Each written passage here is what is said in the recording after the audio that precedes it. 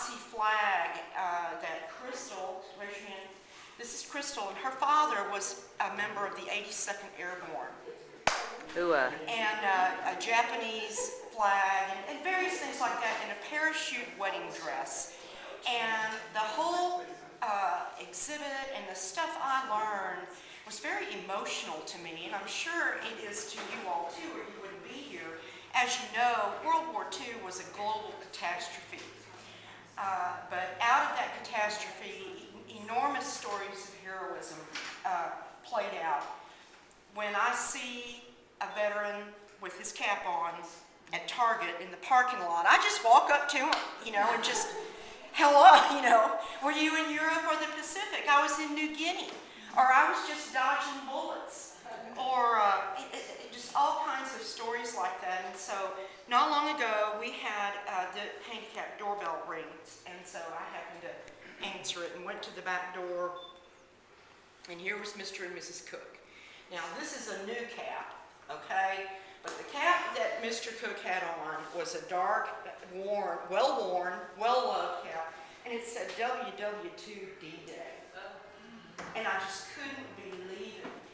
And so we just all shook his hand, had him come in, tell us his story, and I had set up this walking tour, silly me, for today, June 6th of 1944, but the more we thought about it, the more I thought would be so great to bring Mr. Cook's story to all of you. And it's an extraordinary tale. And it's not only Mr. Cook's time spent at D-Day and during the war, but it's his life. Mr. Cook just had a birthday on the 5th or the 4th. The 3rd. Monday. And he's 91 years young.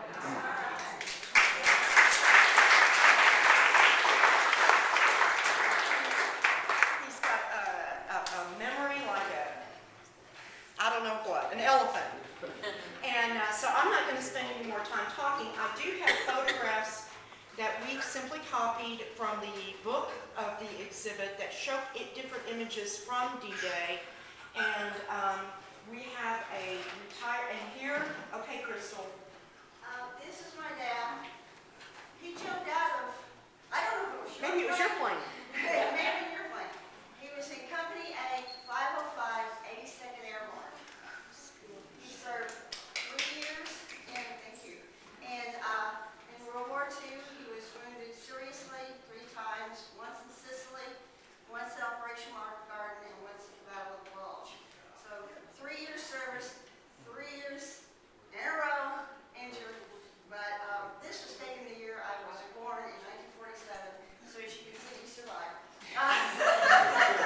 Awesome.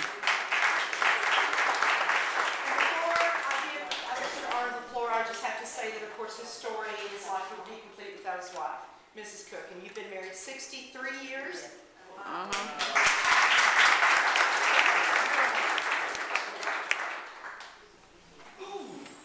These old bones kind of hurt once in a while, but I'm in a position now where I get in the morning, no aches and pains, so I'm just really proud to be here. Can everybody hear me now? Let me step back a little bit. I'd like to pay this in three stages, you might say. My career leading up to D-Day, then the D-Day invasion and the war in Europe, and then the career that my wife and I followed after that to retirement, and we retired in 1984. And after that was just living America's dream. So what I'd like to do is start out when I was 18 years old. I was employed by Burlington Mills at a weaving mill in high school. Got out of high school, my salary was 27.5 cents an hour. And I didn't think that I wanted to stay in a small town, that kind of stuff. So the best thing for me, and one of the best decisions I ever made, is join the Army. But the Army then is different than it is today. When you enlisted in the Army back in 1940, you enlisted for a position in an organization somewhere in the world. And I wanted to go in the Air Corps. I was airman then, and as a kid, every time we hear an airplane running over, I run out and try to find it. I wanted to be in the Air was Panama. And my mother didn't want me to go overseas, so I wound up as a cosmoleaner. How many of you know what a cosmoleaner is? Post artillery. And the coast artillery had three branches: the big guns, and then the anti-aircraft, and mine plane service. Now the anti-aircraft, as y'all of us know, that's where I wound up. In 1940, I was relieved from my regimental position and sent to the Coast Artillery School and assigned as a photographer for the National Defense Research Committee, and I stayed there until Pearl Harbor. Pearl Harbor comes along, they cancel our program, I'm looking for a job, and I wound up as a radio operator on an Army mine planer. This is a 195-foot ship, and through a very complex system of cables and distribution boxes and observation stations, we were placing shore control mines at American harbor entrances. My ship put mines in Hampton Roads and the Delaware River between Chesapeake Bay, leading into Chesapeake Bay, and we were in Portland, Maine when I got my appointment to go to pilot training. And this was in December of 1942. 1943, I went through pilot training. And there's a little story there. When I graduated on the 3rd day of November 1943, I did three things that changed my life. Number one, I got to be a second lieutenant. I'd been a private first class, corporal and all of that. Second lieutenant, got married, and rated a pilot all in the same day. So quite a thing. And I was sent to Del Valley, Texas. And the railroad people couldn't find that place. So finally I wound up riding a bus from Houston to Del Valley to go through C-47 training. And that was the stroke of luck, because that put me where I am today. When I started flying C-47s, every day that I went on active duty as active flying, I've been current at a C-47, believe it or not. About 10,000 hours worth of C-47 pilot time. Well, following my Del Valley thing, I was in a couple of places, Grenada, Mississippi, then to Sedalia, Missouri, then overseas. In March of 1944, we arrived at Titusmore, England, and I joined an outfit called the 316th Troop Carrier Command, Troop Carrier Group. It was part of the 54th Wing, and a little history on the 316th. It was one of the first troop carrier groups ever conformed, 1942. It went overseas as a group into Cairo, Egypt. And it followed Montgomery across North Africa. It participated in the Sicily invasion. It participated in Salerno. So it was a well-tested outfit.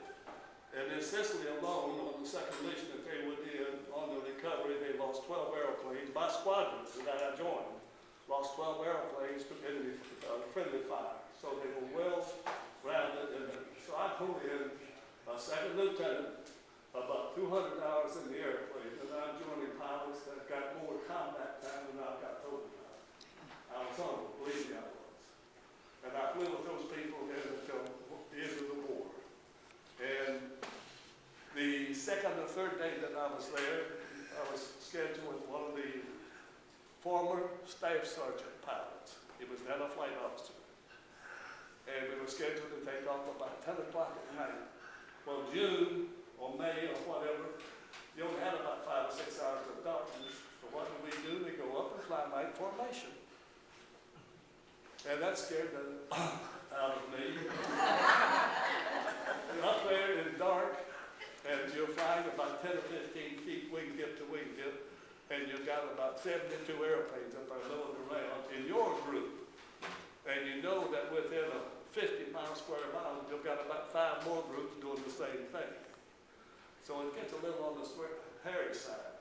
And then in daylight, we practice pulling gliders. So we're preparing ourselves for D-Day. Now, if you would just think in your mind for just a moment, D-Day, the paratroopers alone, the 82nd Airborne and the 101st Airborne, come to about 10,000 men. We're going to jump out of C-47s. And they started, you started out, well, the best day to think, they're going to jump out at 2:40 in the morning. We've got IPs, initial points, that we've got to be over at a precise time.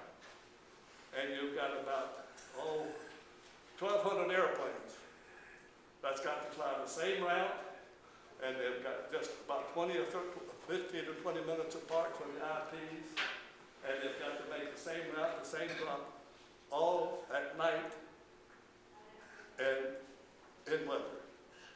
When we hit the coast that morning, in and out of clouds, but let me stop right here before we do anything else. Fighting for the 82nd and 101st Airborne, the first people to go in are airborne members called pathfinders. Now they go in unannounced, airplanes go in radio sirens, they go in at low altitude, they try to find the spot that they're supposed to go to, pop up to about 800 feet, the pathfinders jump out, and then they set up their navigational devices on the ground while the paratroopers to home in on. Now, if your pathfinders are not right, the drop is not going to be right.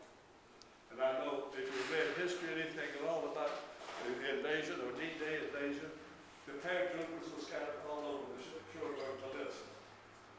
They went to where the paratroopers, the pathfinders had to go. If the pathfinders were wrong, we were wrong. So it just happened. But it turned out to be the scattering of the paratroopers was the best thing that could have happened. Because it confused the Germans so much they couldn't put up a fight. Well, anyway, General Gavin, who was the commander of the 82nd Airborne, jumped out of the lead airplane of my squadron. And I was in the lead airplane of Flight B. In other words, a V of these, if you figure 3 airplanes, 1, 2, 3, then you've got 3 airplanes out here. Flight A, Flight B, Flight C. And each squadron puts up 18 airplanes. And then a group will put up 72. And you have about 15 groups. And all of these people lined up. Okay, we hit our dot zone, and I know it was there because we had a, let's say, introduction to the first electronic navigation that transmitted from the ground to the airplane called Eureka. And it was a little device that the paratrooper the pathfinder set up, and would give us a oscilloscope reading. An oscilloscope was the forerunner of a television screen. It's about so big around, 4 or 5 inches. And we were on every lead airplane with Mr. Reed, the flight leaders, had Eureka readback receivers capability. And when we come up and give the green light, I stood up in the seat, looked down, and the halophane T, that's what they call it. This is a huge piece of plastic in the shape of a T that is light reflective, that you can see from the air. And it passed under the nose of the airplane that I was in. So we were where the pathfinders put us. General Gavin stated that he jumped out of the Flight A airplane, and I was in Flight B. He said that he was 2 miles from his planned destination. And I can't argue with that but we put him where pathfinders said go. Well, I'll have to give this to the 82nd and the 101st as far as that goes. Their missions was to secure 4 causeways off of behind Utah Beach. And they were there on time. They found where they were. They went to their destinations and did what they were supposed to do. And I got to give a great big hand to the Airborne for that. We come out over Utah Beach after we made our drop. And it was I call it a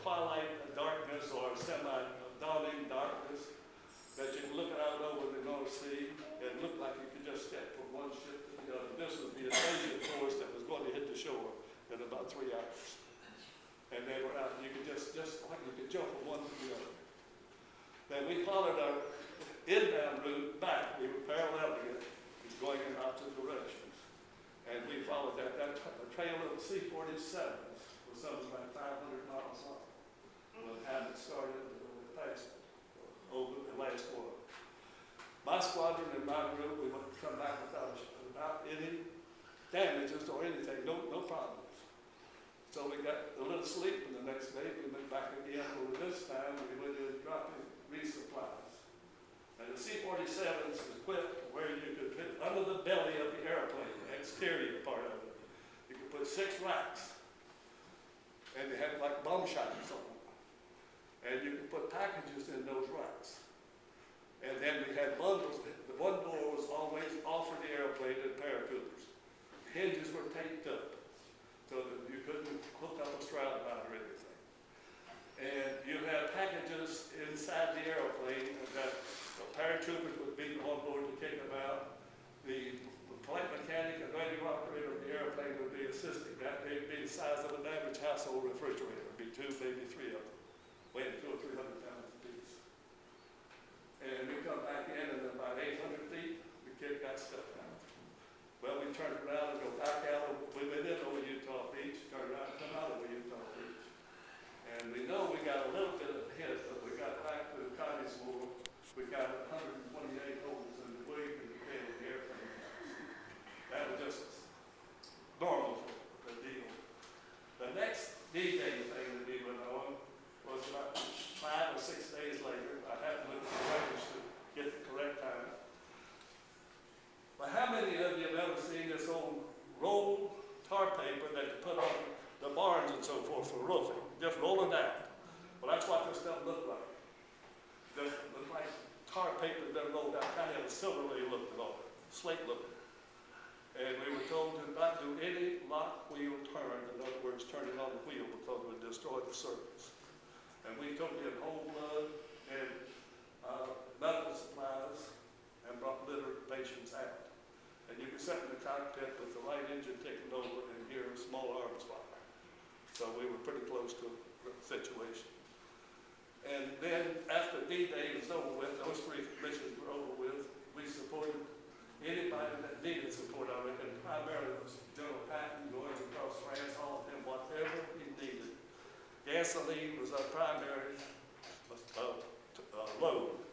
We would put 115 5-gallon jerry cans in a C-47 and deliver them to Patton.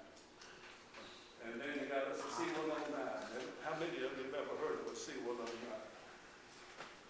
C-109 was a B-24 with gasoline tanks wherever they could find a place to put it. And we could go out and, well, actually we did. In Normandy, Germany, we refueled C-51 right out of the airplane. And we did that until end of the war over there. I left Europe the 8th of May of 1944. But while we were over there, we had another mission called Market Garden. That was in September of 44. And this was strictly a British operation. The Allies had kind of slowed down. They'd gotten up pretty close to the German border. The supply lines were real long and slowing down. And General Montgomery wanted to have a British operation. And General Eisenhower says, okay, let's go with it. So they planned it, only they didn't listen to the people that they should have been listening to. But what this was going to amount to, we had just formed a new army over there called the Allied Airborne Army, the first Allied Airborne Army. And it consisted of the British Airborne, the 101st, and the 82nd Airborne. Now, each of these outfits had a different target. How many of you seen the movie A Bridge Too Far? That was based on Operation Market. Now, the British went in over the Seine River to capture a bridge there. The 101st went in to capture bridges over the Mars Wall Canal. And the 87th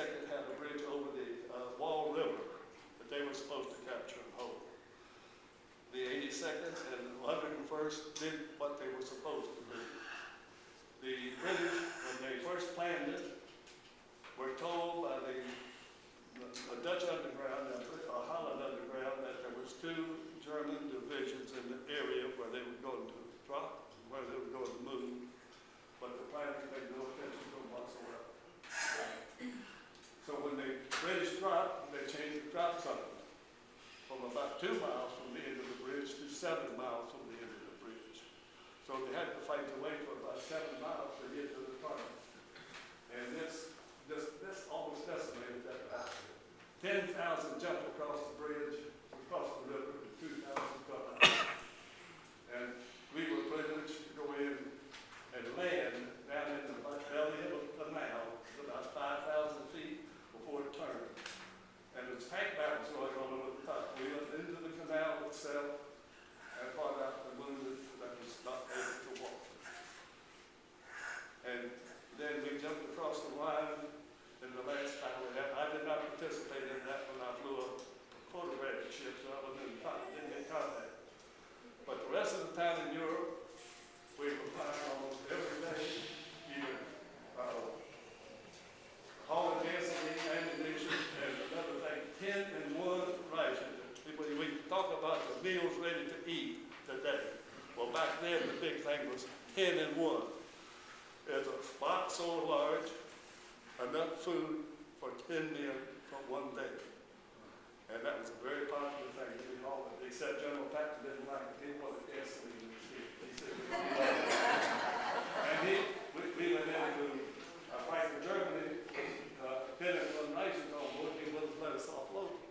He said, I want gasoline. That was it.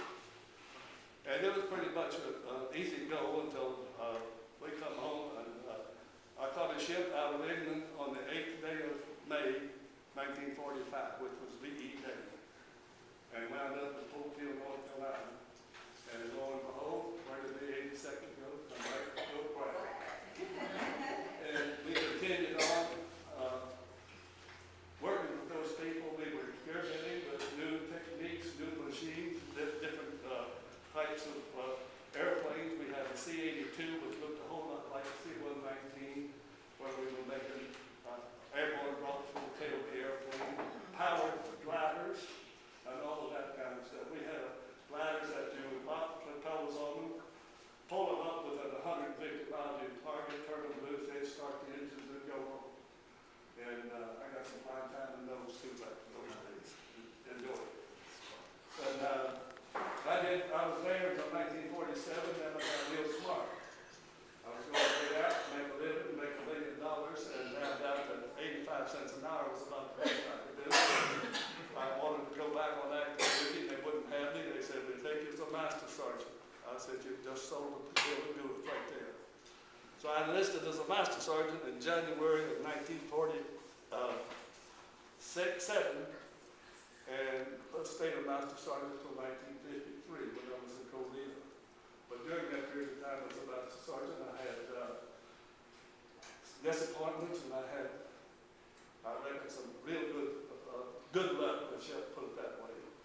My first wife went to visit a friend of hers in Fort River, Arkansas. Had a problem with her health, went in the hospital, and I brought her over to coffee. This is for the son over here. Grandson. And during that period of time, I met another young lady that I reckon the decision that we made was to hook up, and that's been over 63 years now. But I went to Korea as a master sergeant, and I was assigned to an outfit over there that was the air liaison division, they called it. This was the communications between 8th Army and 5th Air Force. We had a division, every division site that had an artillery outfit in it, we had an officer in that site to coordinate close air support. So my job as an NCOIC of the unit took me out to the artillery sites periodically to support these people. And being a young, brash master sergeant that knew everything, I kept telling these colonels that they were doing it right. And they said, well, what do you think? And I said, well, I think it should be done a little bit better. And we were losing an airplane about every 350 sorties. And for your information, a sortie is one airplane making one trip into the combat zone. And we were having one damaged about every 110 sorties. And I thought that was too high. So I made some studies and presented the study to a colonel that I consider to be a pretty smart individual. He later became chairman of the Joint Chiefs. His name was George Brown, and one of the finest gentlemen I've ever known. And they put my procedures into effect. We run it about 90 days. 1,051st sortie, they had the first damaged airplane. The commanding general of the Air Force found out that I had been an officer, and the next day I'm an officer. And for that little escapade, I was presented the Bronze Star, which I was very proud of. And I stayed in Korea until I was extended over there to do some work for the general, and come home and moved out to Florida.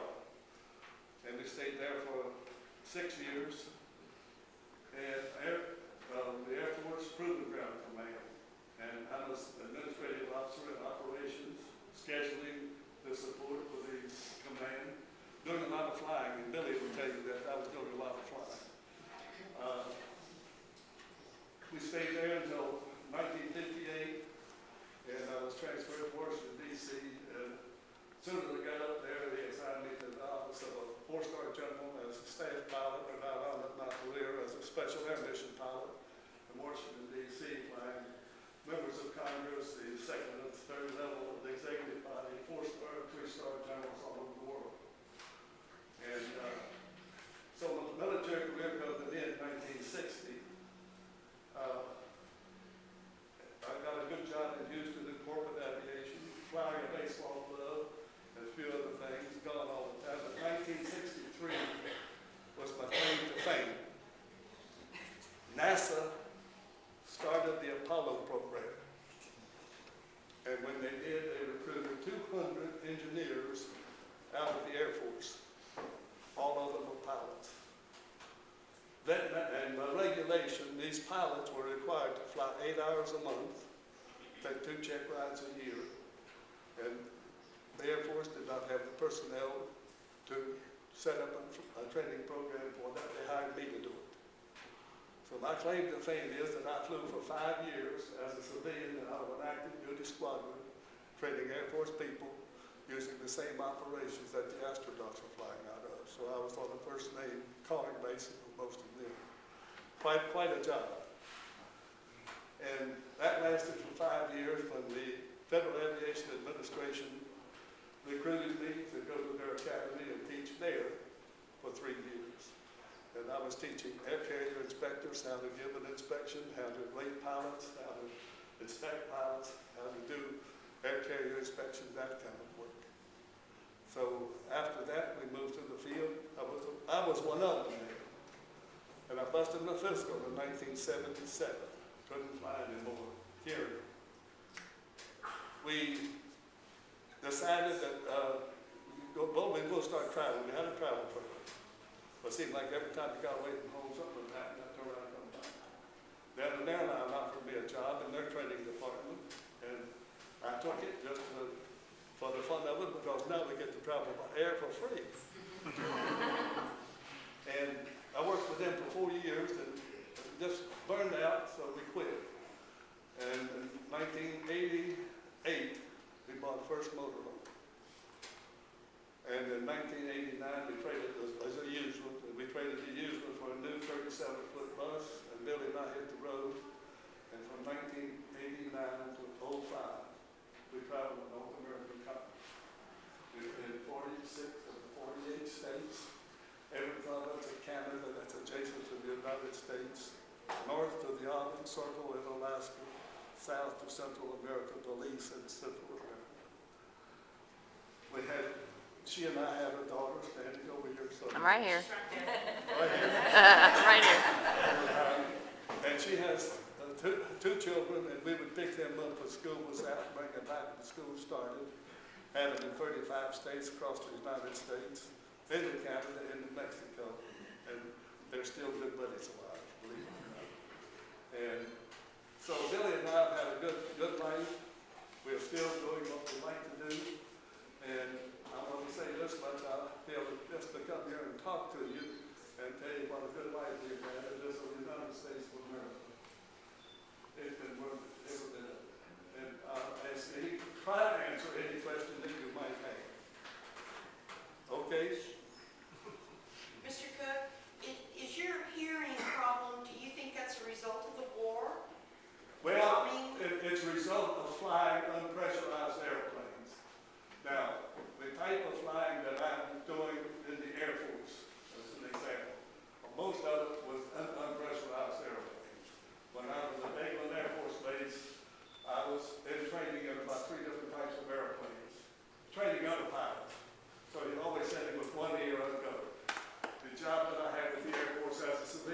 same thing.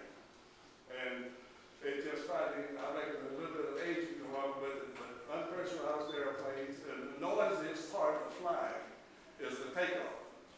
And when you go out and fly 4 hours and make about 10 takeoffs in that 4 hours of flight time, it gets to your ears. And the air carrier work that I was doing was in the noisiest airplane that ever was built, I think. I don't know if any of you are familiar with Old Texas International Airlines. They had a turboprop Convair called the Convair 600. And it was the noisiest airplane in the cockpit that any airplane ever had. And I spent about 5 years riding the jump seat of that airplane to Texas International. Okay.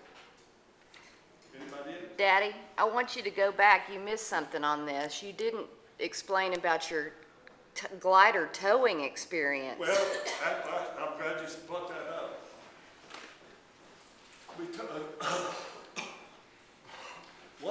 two groups hauled gliders into Normandy on D-Day, and again, the intelligence that the glider people were given was erroneous.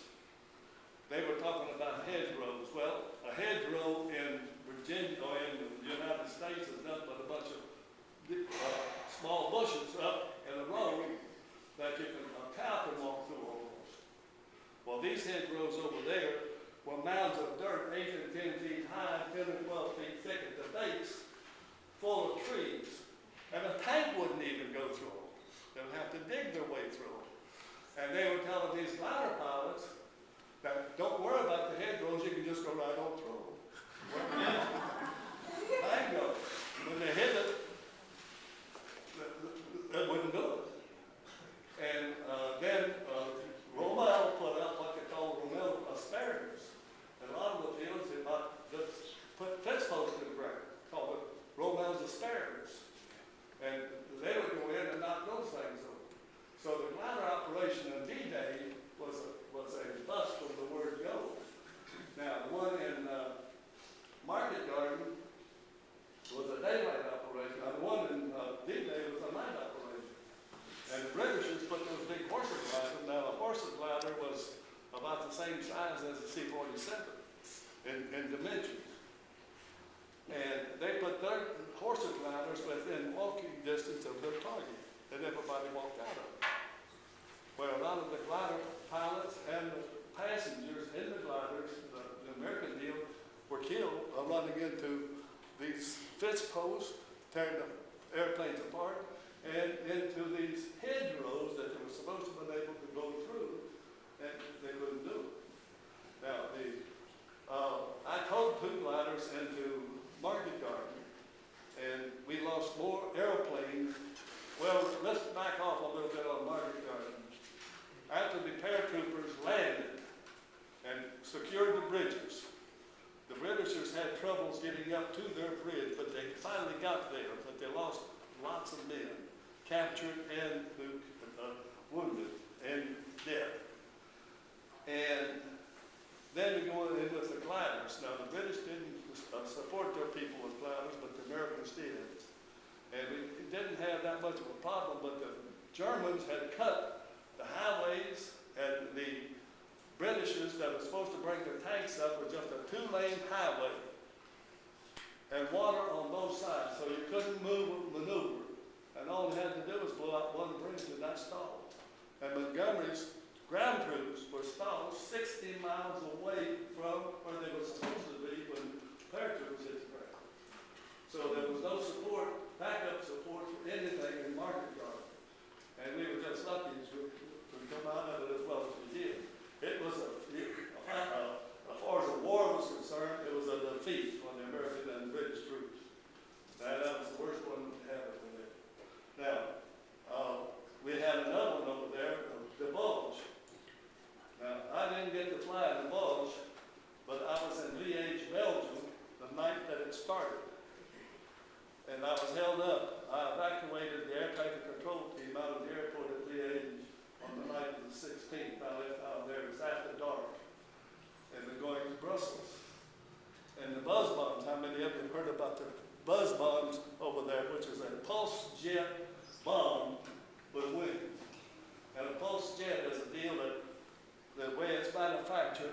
pulsates. And you can hear it, and at night you can see the flashes. And I'm between Liège and Brussels, and these things are flying up along, passing me up, and you can see the buzz bomb on flashing motors. I reckon we saw 10 or 15 that night on Liège level. And I put my flight engineer up in the Astrodome to keep one running up the tailpipe, because they were just established law, going to Amsterdam. So we did have a ladder operation, and I got recognition. I was the only pilot, or the only flight crew, let's put it that way, that towed 2 gliders in the Holland. I followed a flight of 80 sitting in front of me, and I'm back here with 2, and a single target taking. They took some hot shots at me. And I've got a story if I can tell them. I had a navigator by the name of Jim Shannon from Fort Wayne, Indiana, and we'll forget Jim. Cockpit of C-47, probably in between the pilot seat and the co-pilot seat, is no more than 18 inches. You can reach over and touch each other in the cockpit. And right in the middle of the floor is a little red square, about a door, about 4 or 5 inches in diameter. That is what you click at the door, and that's where your fire control levers are for the engine fire system, fire control system. Well, he was up there with a map watching the show we were going. And all at once, pop, pop, that map was up here, come floating down. A bullet had come up through that fire door, knocked the paper out of the map out of his hand, and reaches up and pulls it down.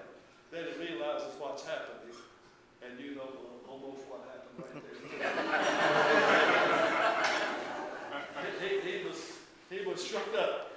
And then after he got back to England, we took a spring and cocked it up down to the floor. And they didn't stand up where he was holding the map. And he felt that bullet hit his face for less than 2 inches. So it was quite a deal. And I had a 20-millimeter bullet that I carried for years and years and years that had come up to the blue room of the airplane. And it fell back into the floor. And I picked it up and I had it in the suit. I don't know whatever happened to it. But I had that one. But on that glider operation, my squadron, we lost 2 airplanes. But I'd like to make another comment on that. I picked up an airplane in early March of '44 at Fairfield in Indiana, and went to West Palm Beach and formed a flight of 3, which I led overseas. And my co-pilot's name was Weatherhead, Ted Weatherhead, and he was from Cleveland, Ohio. And his father had a industry, he's quite wealthy man, by the way, making hydraulic hoses and this kind of stuff for the federal government at the time. My flight mechanic was Bill Hendricks from Alice, Texas, and the radio operator was Mike Malinack from Philadelphia. All 3 of them, well, Ted, I joined the same squadron, the flight mechanic and radio operator went to another squadron. Both of them enlisted men were shot down and made it back. Malinack could speak fluent German. And he was shot down and captured. And he talked 12 Germans into surrendering to him. They were guards and so forth of the commanding general of the army in that area. And they had him in the basement of the headquarters. And when he finally got out, he brought those 12 men back to our lines, and they surrendered to him. So a mechanic went to another outfit, and they got into a C-46, which only flew 1 mission on them. I was across the line, and he was shot down. And he told me later on that when he bailed out, he had 1 oscillation, and he hit the ground. It was just that close to the ground. So they both survived. They Ted Weatherhead surprised, and he was at a meeting I took all back in the 90s, I reckon, and he was still going strong. So that was something. Oh, and another one, you won't believe this story. 1942, I was on the Schofield, Army Line, and 3 of us got real brave. We were going to join the paratroopers. And we went over to what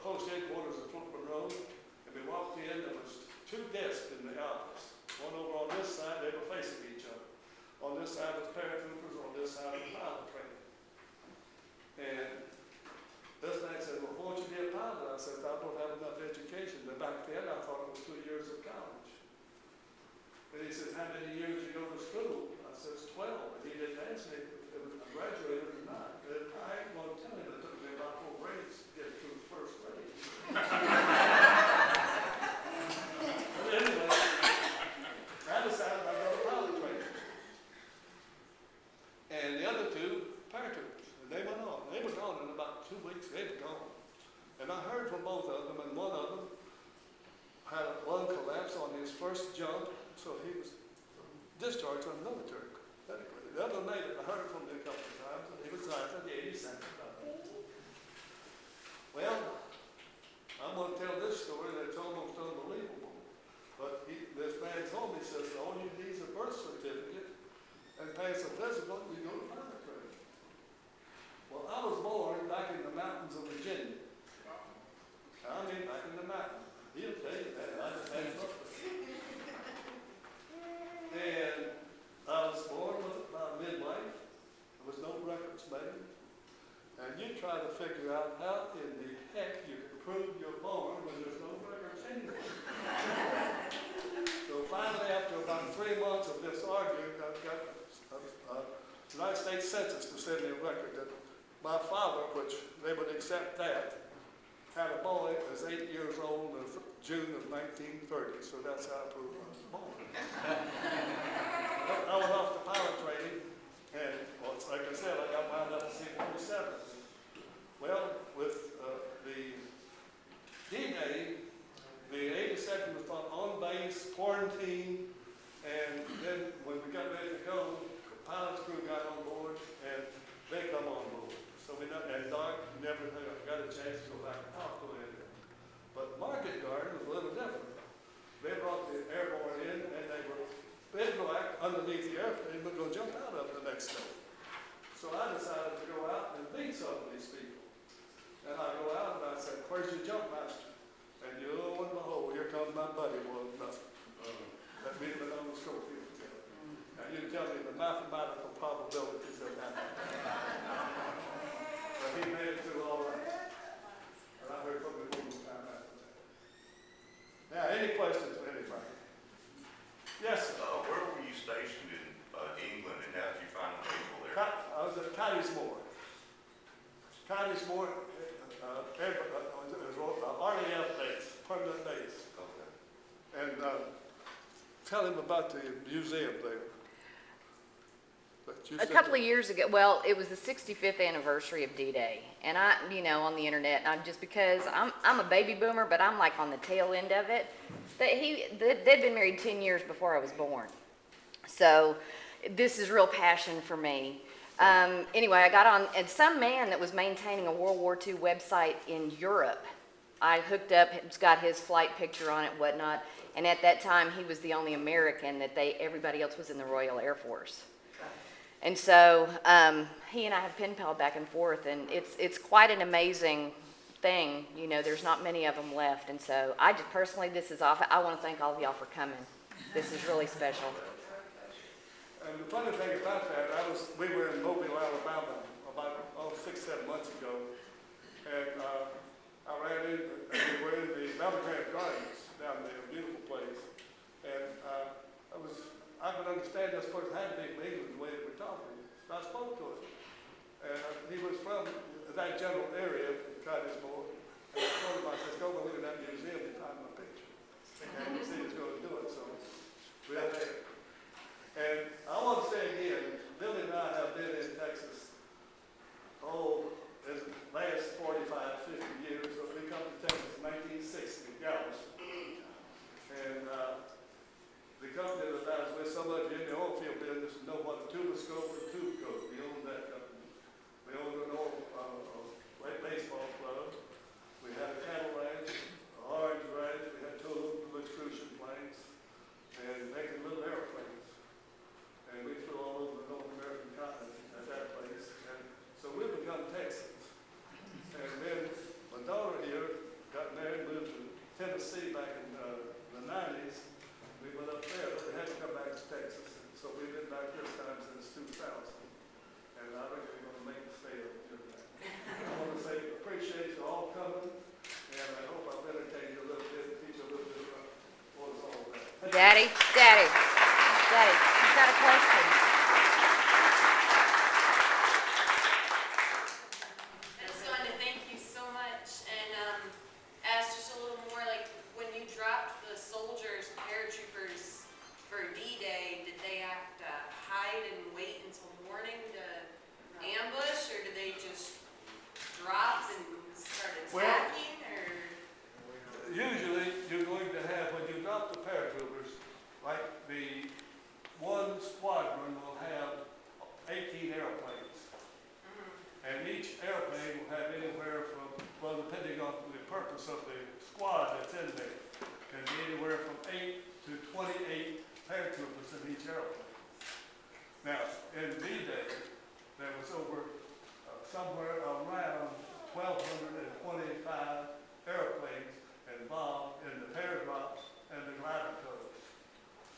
And it took this line of airplanes probably 5 or more than, I'd say 15 or 20 miles long, because they were all in training and they all had times to be over certain places.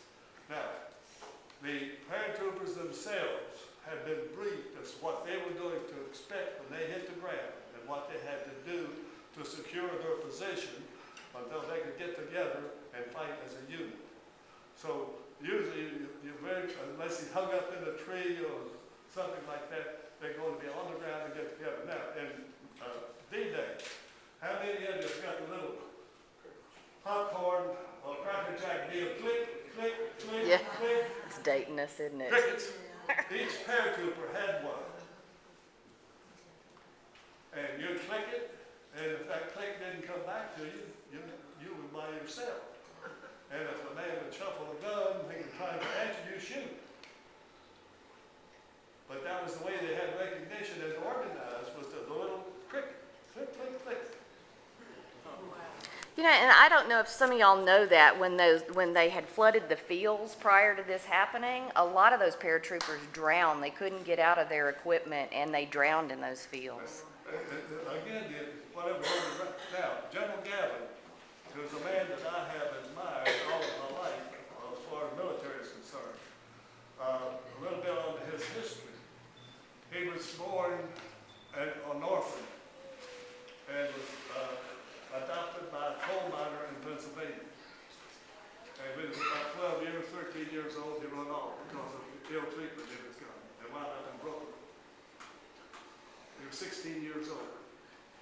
When he turned 17, he talked his way into joining the Army. And they assigned him to a field artillery unit in Panama. Now here he was with 8th grade education. That was all before they got to school. And an outfit in Panama. Well, back then, and I'm familiar with that because I tried to get into it, each major part of the Army, like the infantry, the field artillery, the coast artillery, the air corps, all had what they call West Point prep schools within those fields, where these enlisted men could take a test. And if they made a certain grade on this test, they could enter the prep school. And then maybe 200 would start out in school and only maybe 6 or 7 would get an appointment to West Point. So it was very competitive. I tried in the coast artillery, and I think I lasted 3 days. But if a man would go through the West Point prep school and he was in the field artillery, and then get his appointment to West Point and graduate high in his class at West Point, has got to be pretty smart. And General Gavin did that. Another thing about it, he would not ask any soldier to do anything that he wouldn't do. It was not uncommon for him to appear on the front lines in the height of the battle with a rifle in his hand. He was a leader by fact. In other words, he was leading from the front. And when we got back to Polk Field, I was privileged to hold him one time in an airplane. But he's always been a role model for me, and everything that I did, I learned more about leadership than just reading about him. Do it. If you're going to ask a man to do something, or a woman as far as that goes, you're going to have to be able to show a way to do it. Model. And General Gavin set that model for the Yes, ma'am.